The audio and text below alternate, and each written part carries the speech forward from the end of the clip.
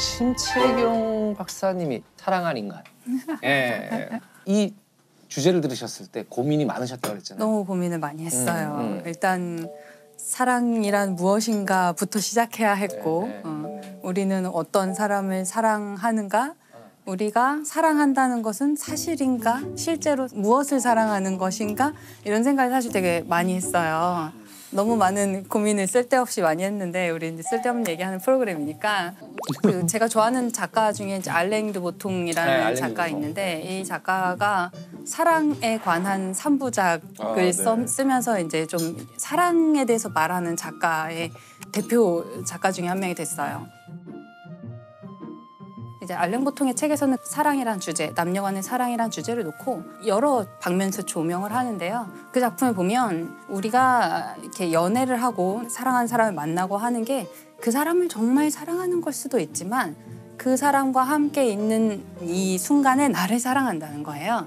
내가 이렇게 멋진 식당에 가서 맛있는 걸 먹고 있는 나. 멋진 어떤 상대방과 함께 동반하여서 이 풍경과 분위기를 즐기고 있는 나를 사랑한다는 거예요. 그 지적이 저는 굉장히 많이 와닿았고요. 저는 제가 사랑하는 사람은 어떤 사람인가, 나는 누구를 사랑하는가를 생각했을 때 일단은 남편분은 아니신 것 같고. 서론이 너무 길었나요? 저는 전 것 같아요.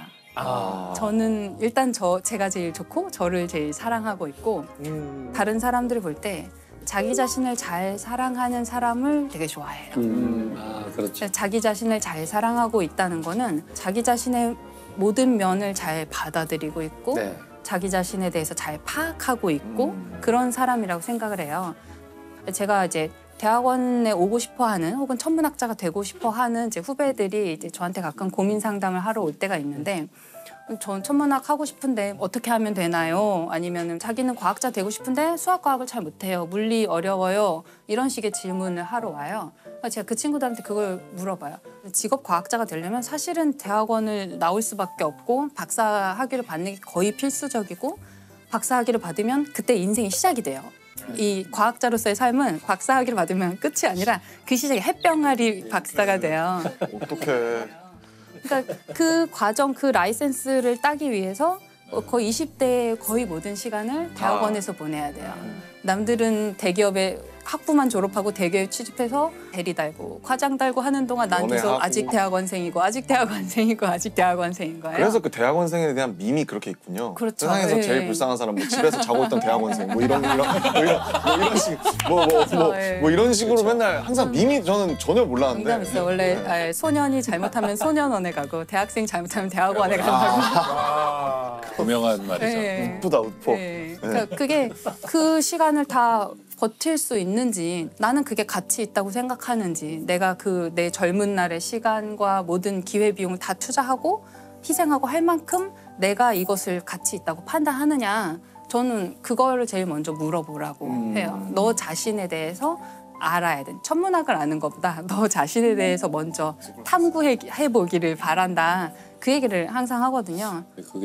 이게 자기를 아는 문제잖아요. 맞아요. 예. 근데 이게 맞아요. 철학적으로는 굉장히 어려운 문제거든요. 자기를 안다고 했을 때 첫째 문제는 자기란 무엇인가? 자기. 베이비.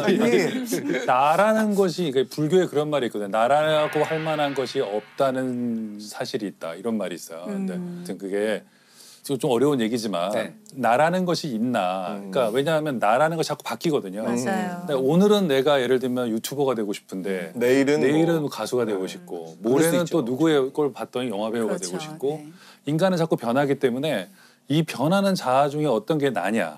너무 어려운 문제죠. 맞아요. 근데 그러면 어떻게 진로를 선택하신 거예요? 이렇게 뭐 천문학자가 나는 저는 공부하는 거는 좋아했어요. 그러니까 똑똑하고 싶은 그 공부가 아니라 저는 약간 집착형 인간이거든요. 제가 뭐 하나 좋아하면 막 그거를 계속 하고 싶고 내가 잘하느냐 못하느냐 별로 중요하지 않고 그냥 그걸 할 때가 재밌는 거예요. 그래서 만약에 영문학과를 갔어도 대학원 갔을 것 같고 생물학과를 갔어도 대학원 갔을 것 같고 그냥 저는 이런 삶을 좋아했었고 근데 그중에 이제 천문학이 된 거는 진로를 결정할 시기에 알게 되었던 몇몇 사람들이 이제 천문학이라는 길을 이제 보여줬던 거죠. 그래서 저한테는 대학원 생활하고 이제 지금 이 일을 정말 이 과정을 즐기고 있기 때문에 저는 제가 뭐 노벨상 받는 과학자가 아니어도 저는 그냥 오늘이 매일이 행복한 거거든요. 그러면은 저는 이제 제 자신을 잘 알고 네. 이 길에 왔다고 저는 생각을 해요. 지금 이렇게 진로를 결정하는 부분에 있어서도 굉장히 자기애가 느껴져요. 내가 공부하는 모습이 너무 좋고. 네네 맞아요. 그거 자체가 그게 가장 행복한 분의 전형이잖아요.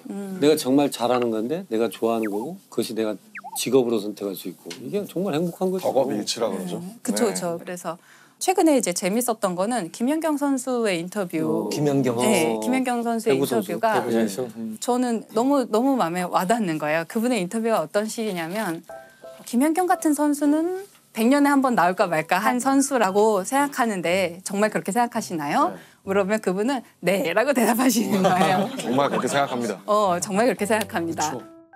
동의를 하기는 하죠. 100년이 돼도 나오기 쉽지는 않기는 하죠. 쉽지는 않긴 하는데. 그리고 뭐 팬들이 달아준 댓글 중에 제일 마음에 드는 거는 교회에는 성경, 절에는 불경, 배구는 김연경. 이런 식의 이야기를 인터뷰에서 맞는 얘기니까. 네. 네. 근데 좀 맞는 얘기잖아요. 근거가 있는 네. 자신감이잖아요. 그거를 정말 자기가 막 거들먹거리면서 얘기를 하면 너무 싫겠죠. 그렇죠, 너무 그렇죠. 그렇게 꼴 보기 싫은 게 없죠. 네. 나 잘난 척하는 건데 이분은 그거를 내가 잘난 척한다는 느낌이 전혀 들지 않고 나 열심히 했고 그래서 잘했고 그래서 난 내가 좋아를 너무 당당하게. 뛰고 싶다라고 이제 얘기도 많이 하고 하는데 그거는 그 사람들의 생각이고 제 생각이 중요한 것 같습니다.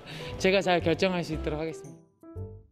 사실 너무 겸손한 것도 좀 이상하잖아요. 맞아요, 사실. 우리나라는 너무 아무래도 겸손을 약간 뭐랄까 너무 이제 최고의 미덕처럼. 또 그런 걸 볼 때 되게 김연경 선수의 그 자기 사랑이 너무나 건강한 모습이다. 좋은 표현입니다. 되게 본받고 예, 싶다. 예. 그런 생각 너무너무 많이 들어요. 이게 자기 자신을 잘 사랑한다는 게 예를 들어서 내가 김연경인데 나는 오늘 최고의 점수를 득점 왕이 됐어. 그러니까 나를 사랑해가 아니거든요. 내가 잘못한 점도 있겠고 내가 부족했던 점도 있고 근데 그걸 그냥 잘 인정하는 거잖아요. 다 수용하고 어제 내가 잘못한 것도 그렇죠. 나고 오늘 실수했던 것도 나고 뭐 내일 부족한 점을 좀 메꿔서 내일 더 잘하려고 하는 것도 나고 그러다 또 실패하는 것도 나고 그걸 받아들이지 않으면 나의 멋진 모습, 예쁜 모습만 사랑하면 너무 허울만 있는 거죠. 너무 무너지기 쉬운 모래성 같은 거고요.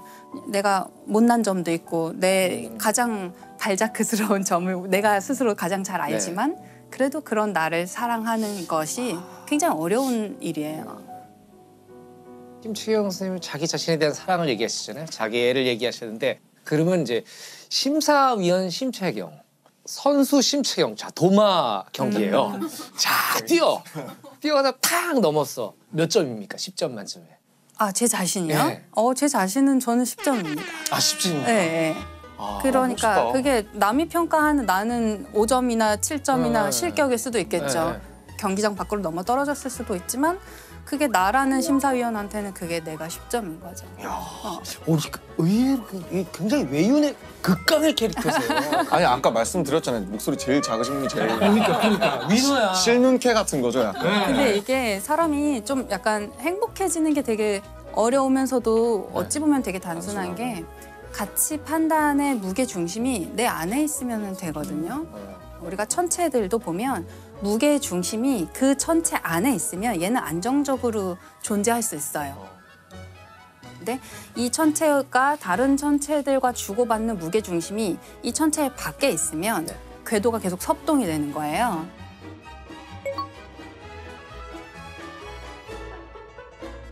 저는 가치 판단의 기준도 그게 자기 안에 있을 때 좀 더 안정적으로 살 수 있는 것 같아요. 그래서 좋아요를 눌러준 사람이 별로 없더라도 괜찮고. 그렇죠. 사실 그 지점인데 그 가치 판단의 무게 중심이 본인 안에 있기가 갈수록 힘들어지고 있어요. 그럴 수 있어요. 왜냐하면 알고리즘이라는 것들이 계속 나에 대해서 데이터를 맞춰서 분석해주고 뭘 추천해주고 하는데 그거를 제가 좋아하는 내 색이라고 받아들이면서 사실은 비슷비슷한 테이스트나 비슷비슷한 색을 갖게 되는데 근데 나는 또 굉장히 내가 유니크한 무언가 뭐라고 생각을 하면서 사실은 끊임없이 그 알고리즘과 시스템의 영향을 계속 노출되는 세상이잖아요. 맞아요. 그래서 그 가치 판단의 무게 중심을 그 자기 안에 두는 게 사실은 연령이 저는 낮을수록 스마트폰에 친할수록 훨씬 더 어려워질 거라고 생각해요. 네. 오히려 좀 혼란스러울 것 같아요. 그 SNS나 네, 네. 아까 말씀하신 것처럼 자기 안에 있어야 된다고 그러는데 그 자기가 있느냐 이게 일단 문제고. 이러면 오늘 녹화가 안 끝나요. 이걸 좀 반대로 생각해 보면 나의 경계를 조금 희미하게 흐릿하게 두는 것도 저는 좋은 것 같아요. 그래서 좋아요 수에 집착하는 나 어때? 상관없잖아요. 그럴 수도 있다. 네, 알고리즘이 추천하는 대로 그 알고리즘 아주 충실하게 따라가서 그걸 취향이 내 취향이라고 생각하는 나 또 어때? 네, 그것도 괜찮다고 저는 생각하거든요. 그래서 내가 나라는 자기 자신을 너무 촘촘하게 너무 가둬놓으면 그 안에 무게중심을 잡는 거는 발레리나가 발끝으로 서 있는 거랑 똑같은 거예요. 너무 쉽게 무게중심이 흔들릴 수 있어요. 근데 내 자신이 아주 바닥에 그냥 철푸덕 주저앉아 있거나 누워 있다고 생각하면 무게중심을 내 안에 유지하기가 너무 쉽거든요. 그래서 그런 면에서 조금 자기 자신한테 너무 엄격하거나 너무 어떤 특정한 모양으로 내가 있기를 기대하지 않는 것도 괜찮다고 저는 생각하거든요. 심채경 박사님께서 그 알랭드 보통의 불안이라는 소설 네네. 언급을 하셨는데 다들 읽어보셨을 거 아니에요? 아니 저는 저 안 읽어봤는데. 보통 사람들 다 읽나 봐요. 이게 자꾸 웃으면 안 되는데 웃겨요. 가끔. 예. 저는 좋아하는 책인데요, 네. 사실은. 어떤 이게 책이에요? 불안이 우리말로는 책 제목이 불안이라고 번역이 됐지만 원래는 지위 불안이라는 원제인데 손가락 그림이 나와요. 손가락이 하나 있을 때는 행복한 거예요. 우울하지 않아요. 근데 더 큰 손가락이 등장하면 이제 우울해지는 거예요. 이게 비교 대상이 나타나면 비교. 예, 나의 지위가 이제 불안해지는 흔들리니까. 거죠. 예. 그리고 현대 사회의 이런 지위 불안이 좀 더 심해진다는 거죠. 그렇죠. 예전에 작은 마을에서 살고 있을 때는 그냥 웬만해도 다 비교 대상이 별로 네네네. 없으니까 내 이 정도면 잘생겼지 맞아요. 이러면서 네. 살아갈 수 있었는데 이제는 비교 대상이 전 소설. 세계로 네. 확대됐고 소설이 진짜 큰 것 같아요. 네. 네. 그러니까 지위 불안이 심해졌죠. 청소년. 흔히 그런 건 이제 열등감, 그렇죠. 뭐 네, 열패감, 네. 뭐 네, 네. 이렇게. 이게 열등감과 열등감 콤플렉스는 다른 거예요. 네. 오. 열등감은 누구나 다 있죠. 네. 근데 나만 있는 걸로 생각하지만 그 열등감은 발전의 도약이 되죠. 아 그렇죠. 근데 이걸 인정 안 하는 게 열등감 콤플렉스예요. 아. 그러니까 작은 키가 큰 보폭으로 갖는다 할지. 오. 아, 네, 큰 사람이 어깨를 더 크게 움직이지 목소리를 더 크게 한다. 이건 있는 그대로 받아들이지 않고 역으로 열등감 콤플렉스가 돼버린 거죠.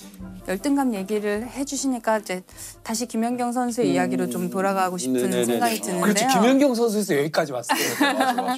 네, 그 김연경 선수가 그런 너무나 자신만만해 보이는 인터뷰 같은 거를 할 때 그 인터뷰가 거만하거나 오만해 그렇죠. 보이지 않는 그런 여러 가지 이유 중에 하나는 이분이 옛날에는 굉장히 키가 작은 선수였다고 그랬었다고요. 하더라고요. 예, 예. 초등학교 4학년 때인가 배구를 시작했는데 중학교 3학년 때까지 배구단에서 제일 작아서 계속 벤치에만 있는 거예요. 자기는 경기를 뛰고 싶지만 계속 벤치에 앉아 있고 뭐 그런데 그 상황이 되면 누구나 굉장히 열등감, 열패감에 사로잡힐 수 있죠. 나는 왜 못 뛰지? 나는 뭐가 부족해서 아니면 배구 그만둘까? 이런 고민을 분명히 했을 텐데 너무 재밌는 게 이분은 그 벤치에 앉아서 선수들의 플레이를 계속 봤다는 거예요. 계속 관찰을 해서 이런 플레이를 하면 이런 결과가 나왔고 저기서 저 선수들이 어떻게 뛰었더니 이런 좋은 세트 플레이가 나왔고 이런 거를 계속 관찰할 수 있는 되게 좋은 기회로 삼았던 거예요.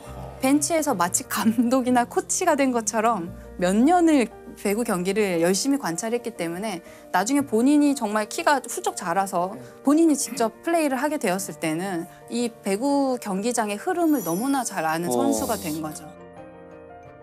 그럼 박사님은 뭔가 그렇게 그 김연경 선수님의 작았던 키처럼 뭔가 이렇게 벽 앞에 막혔다라고 느꼈을 때 어떻게 극복하셨는지 그런 케이스가 있으신지. 벤치에 앉아 있었던 그렇죠. 저는 대학에 처음 들어왔을 때가 좀 어려운 시기였어요.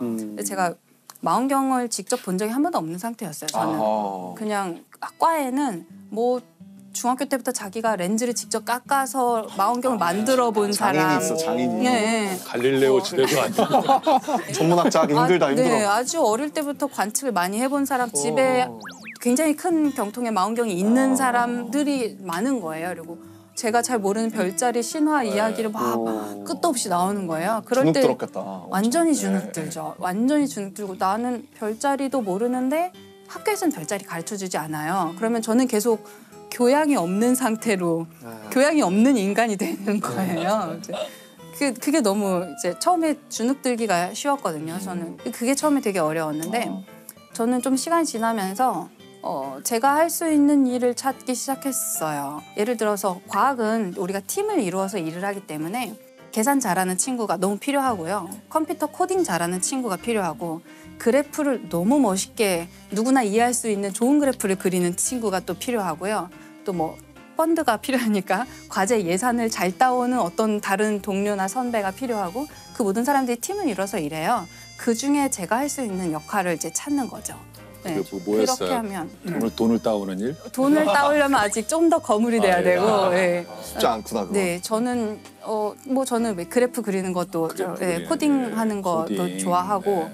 그런 면에서 또 저는 꾸준히 가만히 앉아서 계속 그 자리에 앉아 있는 걸 잘해요. 사실은 그건 저것도 재능이라고 생각해요. 저는. 재능이에요. 네. 쉽게 질리는 사람도 있는데 너가 열심히 하다가 다 못하겠으면 나한테 주고 가. 너 가. 그럼 내가 앉아서 나머지 하고 있을게. 오케이. 그러면 이제 다음날 그 친구가 와서 또 잘하는 거예요. 그래서 저는 운이 좋게도 과학은 팀을 이루어서 일을 하니까 저도 어딘가에 톱니바퀴가 맞는 데가 있는 거예요. 잘 찾아 들어가면. 제가 욕심을 막 부려서 저라는 퍼즐이 안 맞는 엉뚱한 곳에 가서 저를 막 끼워 넣으려고 하면 너무 괴로운데 그냥 그 순간에 그 팀에서 내가 할 수 있는 일을 계속 찾는 거죠.